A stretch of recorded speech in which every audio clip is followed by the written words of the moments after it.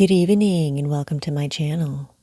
Tonight, we'll be continuing our reading of The Woman in White by Wilkie Collins. 10. June 20th, 8 o'clock. The sun is shining in a clear sky. I have not been near my bed. I have not once closed my weary, wakeful eyes.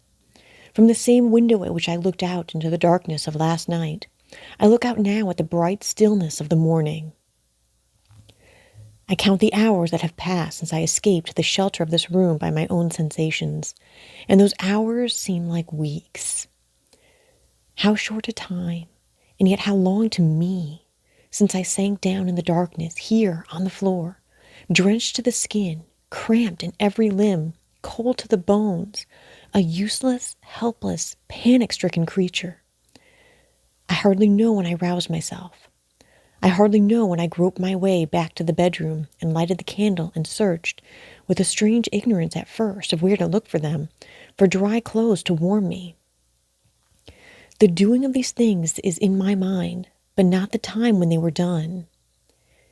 Can I even remember when the chilled, cramped feeling left me and the throbbing heat came in its place? Surely it was before the sun rose? Yes, I heard the clock strike 3. I remember the time by the sudden brightness and clearness, the feverish strain and excitement of all my faculties which came with it. I remember my resolution to control myself, to wait patiently hour after hour, till the chance offered of removing Lara from this horrible place, without the danger of immediate discovery and pursuit. I remember the persuasion settling itself in my mind that the words those two men had said to each other would furnish us, not only with our justification for leaving the house, but with our weapons of defense against them as well. I recall the impulse that awakened in me to preserve those words in writing, exactly as they were spoken, while the time was my own, and while my memory vividly retained them.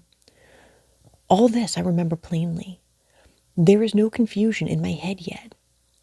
The coming in here from the bedroom, with my pen and ink and paper before sunrise, the sitting down at the widely open window to get all the air I could to cool me, the ceaseless writing, faster and faster, hotter and hotter, driving on more and more wakefully, all through the dreadful interval before the house was astir again. How clearly I recall it, from the beginning by candlelight to the end on the page before this, in the sunshine of the new day. Why do I sit here still? Why do I weary my hot eyes and my burning head by writing more? Why not lie down and rest myself, and try to quench the fever that consumes me in sleep? I dare not attempt it.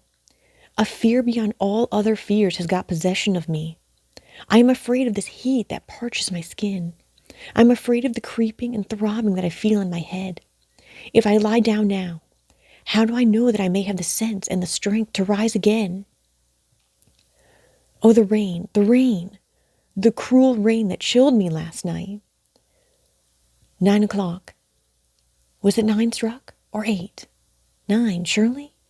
I am shivering again, shivering from head to foot in the summer air. Have I been sitting here asleep? I don't know what I've been doing. Oh my God, am I going to be ill? Ill at such a time as this? My head, I am sadly afraid of my head. I can write, but the lines all run together. I see the words, Lara. I can write Lara, and I see I write it.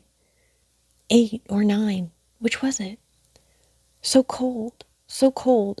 Oh, that rain last night, and the strokes of the clock, the strokes I can't count, keep striking in my head. Note: at this place the entry in the diary ceases to be legible. The 2 or 3 lines which follow contain fragments of words only, mingled with blots and scratches of the pen. The last marks on the paper bear some resemblance to the first 2 letters, L and A, of the name of Lady Glyde. On the next page of the diary, another entry appears. It is in a man's handwriting, large, bold, and firmly regular, and the date is June the 21st. It contains these lines. Postscript by a sincere friend. The illness of our excellent Miss Halcombe has afforded me the opportunity of enjoying an unexpected intellectual pleasure. I refer to the perusal, which I have just completed, of this interesting diary. There are many hundred pages here.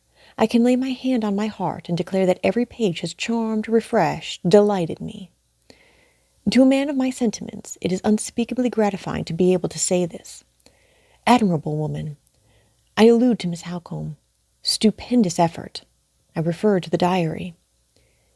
Yes, these pages are amazing. The tact which I find here, the discretion, the rare courage, the wonderful power of memory, the accurate observation of character, the easy grace of style, the charming outbursts of womanly feeling, have all inexpressibly increased my admiration of this sublime creature, of this magnificent Marian. The presentation of my own character is masterly in the extreme. I certify with my whole heart to the fidelity of the portrait. I feel how vivid an impression I must have produced to have been painted in such strong, such rich, such massive colors as these. I lament afresh the cruel necessity which sets our interests at variance, and opposes us to each other. Under happier circumstances, how worthy I should have been of Miss Halcombe! How worthy Miss Halcombe would have been of me!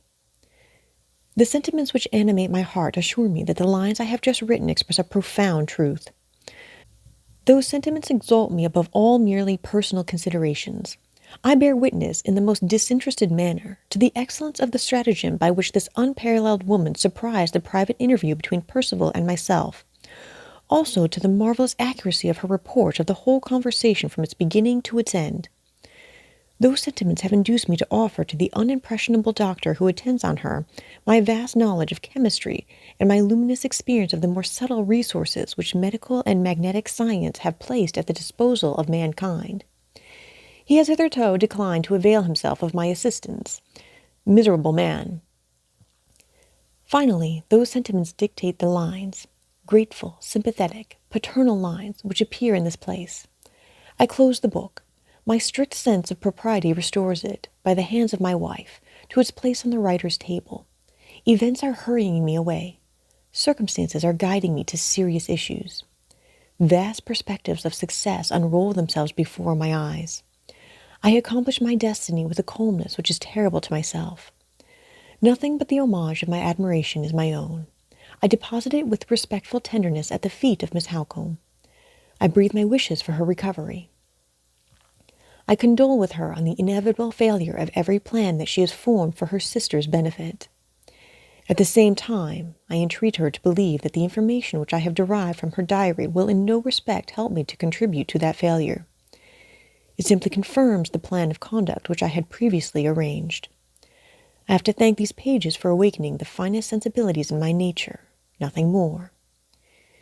To a person of similar sensibility, this simple assertion will explain and excuse everything. Miss Halcombe is a person of similar sensibility. In that persuasion I sign myself, Fosco. Thus ends Chapter 10 of Marian's narrative of The Woman in White by Wilkie Collins.